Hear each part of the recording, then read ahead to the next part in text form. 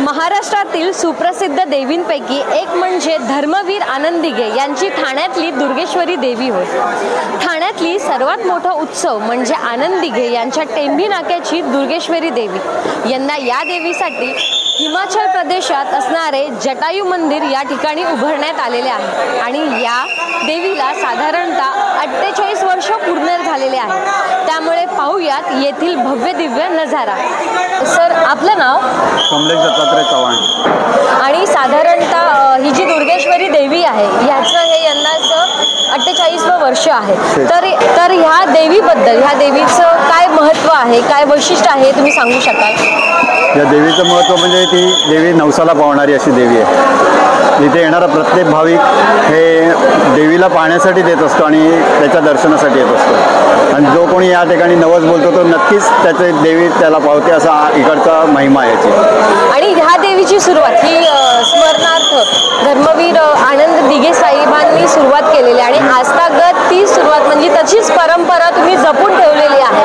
आणि हा 9 दिवस हा नवदुर्गेचा जो पण काही जल्लोष साजरा करणार आहे त्याबद्दल, त्या कार्यक्रमाबद्दल किंवा तुम्ही काय सांगू शकाल?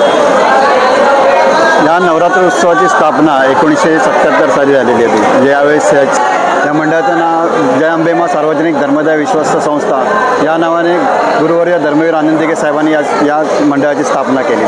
तीच परंपरा चालू ठेवण्यासाठी आपले महाराष्ट्राचे मुख्यमंत्री आमदार एकनाथजी शिंदे साहेब यांनी तोच उत्सव त्याच जोशात त्याच जोमात त्यांनी या ठिकाणी चालू केलेला आहे आणि त्यांना सहकार्य करण्यासाठी आमच्या या ठिकाणी टेंभी नाका मित्रमंडळाच्या परिसराचे आमचे जे कार्यकर्ते आहेत ते संतोष बुले असतील, संजीव रवळेकर आहेत, त्याचप्रमाणे आमच्या विभागातील खासदार आपले नरेशजी मस्के आहेत, शहरप्रमुख हेमंतजी पवार आहेत, सुधीर कोकाटे आहेत, ह्यांचा सगळ्यांचा आणि या इकडे टेंभी नाका परिसरात राहणाऱ्या नागरिकांचा आणि कार्यकर्त्यांचा खूप मोठा वाटा आहे।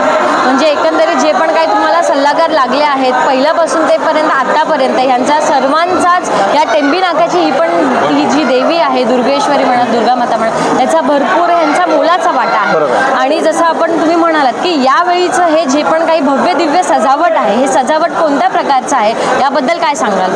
ही सजावट जी आहे ते कला दिग्दर्शक अमन विधाते यांनी ही साकारलेली आहे आणि हे जे जटोली मंदिर जे आहे हिमाचल प्रदेशमध्ये त्याची प्रतिकृती या ठिकाणी त्यांनी उभारलेली आहे। त्याची माझ्या माहितीप्रमाणे त्याची उंची 111 फूट आहे, परंतु आम्ही ही जी आता जे उभारलेलं आहे हा देखावा हे 121 फूट आम्ही हा उभारलो, म्हणजे अधिक उंच तुम्ही केलेला आहे। अधिक उंच केलेलं आहे कारण जागे हवी म्हणा किंवा लोकांना दिसण्यात यावा या दृष्टिकोनाने दरवर्षी वेगवेगळे काय ना काहीतरी थीम या ठिकाणी होत असते। गेल्या वेळेस राम मंदिर होतं, यावेळेस ही थीम आम्ही या ठिकाणी आयोजित केली। आणि जसं तुम्ही म्हणालात की इथे 9 दिवस वेगवेगळे उपक्रम राबवले जातात, जसं धर्मवीर आनंद दिघे साहेब यांच्या स्मरणार्थ अष्टमीला इथे लहान मुलांच्या हस्ते पूजाही केली जाते, याबद्दल काय सांगाल? हे खूप महत्त्वाची, कारण अष्टमीची आरती आमचे धर्मवीर साहेब करायचे। आता त्यांच्या पश्चात धर्मवीरांना आपले लाडके धर्मवीरांना खूप लहान मुलं लाडकी होती, त्या लहान मुलांकडनंच आम्ही आता अष्टमीची आरती करून घेतो आणि आज ताग्यात म्हणजे धर्मवीरांच्या पश्चात आज ताग्यात ती परंपरा आम्ही अजूनपर्यंत टिकून ठेवतो आणि ती आरती लहान मुलंच करतात आणि ती आरती आम्ही महाआरती वाचते आमची।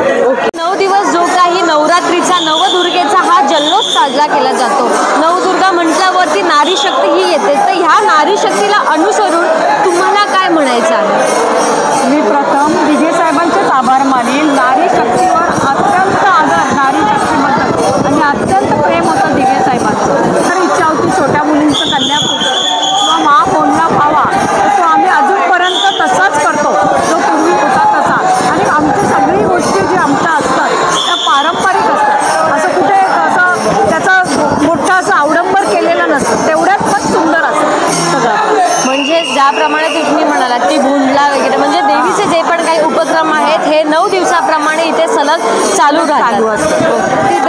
आपल्याला कळलं आहे की ही जी टेंभी नाक्याची देवी आहे, ही जी नवदुर्गा आहे, ही जी दुर्गेश्वरी आहे, या देवीचा आजतागत स्मरणीय आनंद दिघे साहेब यांच्या स्मरणार्थ